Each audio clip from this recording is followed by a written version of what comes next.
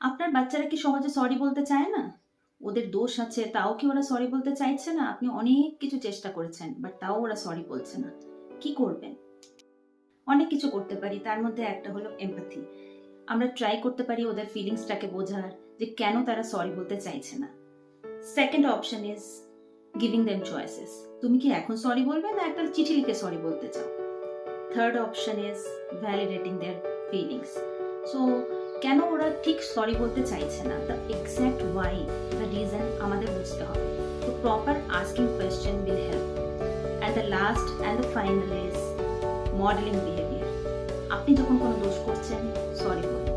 আপনাকে দেখে আপনার বাচ্চাও শিখবে। So modelling behaviour is very important.